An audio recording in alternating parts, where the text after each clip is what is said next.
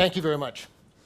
So we've been hearing about two sides of the sustainability picture, the exposure to pollution and how that may affect our productivity, the need to be able to maintain food production. And what I want to do is take a different tack, which is to talk about the demographic side of sustainability.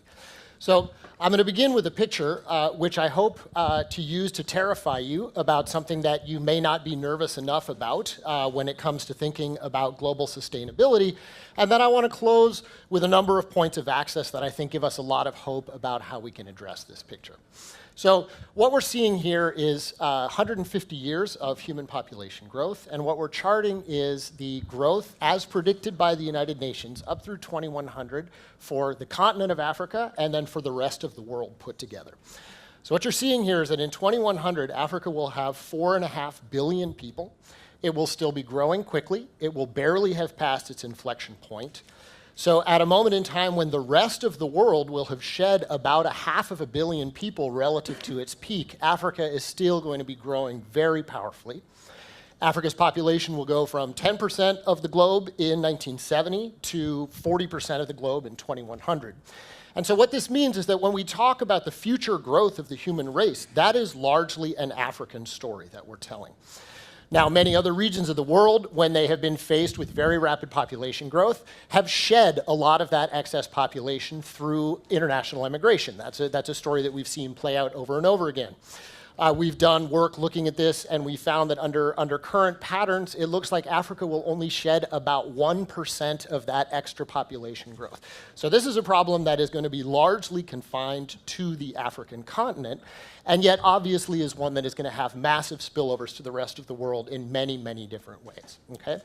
So particularly against a backdrop of a continent that's already seeing fragmenting farm sizes and is already running into issues about food security, this can start to seem like a really draconian picture. And we can start to feel a bit hopeless and start to think about lots of very draconian policies to try to control this that we might think about. Fortunately, there are decades of research from development economics on why fertility changes. And there's a very clear story that comes out of that. And essentially, that story comes down to women. It comes down to how women think about their future and how women think about their time. And we have a bunch of quite concrete access points that we can think about using in order to try to get in and address this problem. And the reason that this is a hopeful story is that virtually all of these access points relate to improving financial security, they relate to improving access to education, and they relate to improving access to the job market. Okay? So I want to talk about a number of studies, some of them coming out of the Policy Design Evaluation Lab at GPS, that are starting to give us some hope. So in general, what we want to do is we want to think about the future of this human being and the way that this human being is thinking about what her possibilities are, what the value for her in getting education is, and how she wants to think about the time in her life at which she gets married and starts to have kids. So one of the entry points that I want to start with is the issue of financial support. How can we decrease financial vulnerability? So UCSD has been a pioneer in taking advantage of what is really the exciting big new opportunity in this space, which is the fact that as of now, 90% of households, even in remote rural parts of Africa, have mobile phones.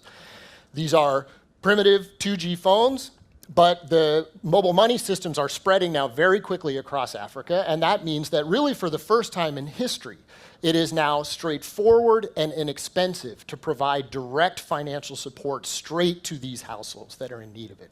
So a lot of people have worried about this over the course of the decades and said, well, aren't these people going to waste the money, and isn't this going to be spent on things that I wouldn't want it to go to?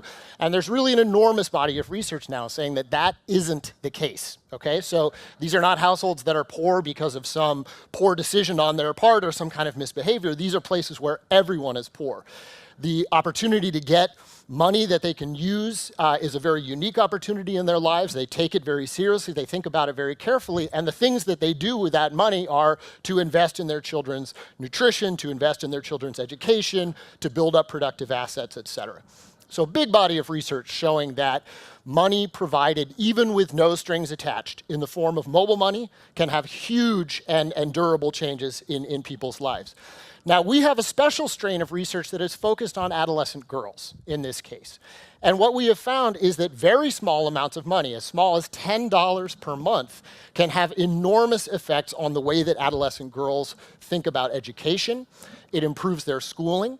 It leads to large decreases in the rate of teen marriage and teen pregnancy. And then also, it can decrease their vulnerability to various kinds of basically sexual predation that are ending up with people getting HIV and getting STDs. So simple, straightforward economic safety net programs can have big effects, and they have big effects on changing fertility and education decisions as well. So the first point of access here is just safety net programs. We can do this in a way we didn't used to be able to do it, and you're starting to see lots of African governments and the World Bank start to move more and more of their resources towards this kind of very direct support that goes straight into the hands of the beneficiaries. So the second point of access is education. Now here again, there is a growing consensus that there's a good arrow that we have in our quiver that we didn't understand maybe 5 or 10 years ago.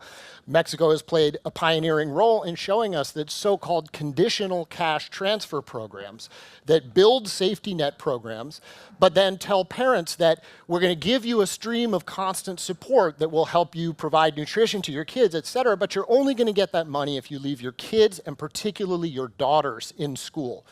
These programs work, and they have now become a cornerstone of social protection in all of the large Latin American economies, many of the large Asian economies. And then we have research coming out of PDL showing that in Africa they have a particular value. And that particular value comes from the fact that because so much of the dropout from school is driven directly by poverty, you have smart, hardworking kids who are not in school, and if you come in and you give them the resources, the incentives to get back into school, they work hard and they learn. So that's what some of our research has been showing, is that we're showing big improvements in education and cognitive outcomes from these programs, which have actually not been seen in richer countries. And I think that that has to do with the characteristics of the people who are dropping out. More excitingly, in terms of the sustainability theme, we have a lot of evidence showing that staying in school, again, leads to these large delays, as have been seen all over the world, large delays in the timing of marriage, in the timing of pregnancy, and we're also showing that they lead to big decreases in the number of children that women tell you that they want to have over the course of their lives.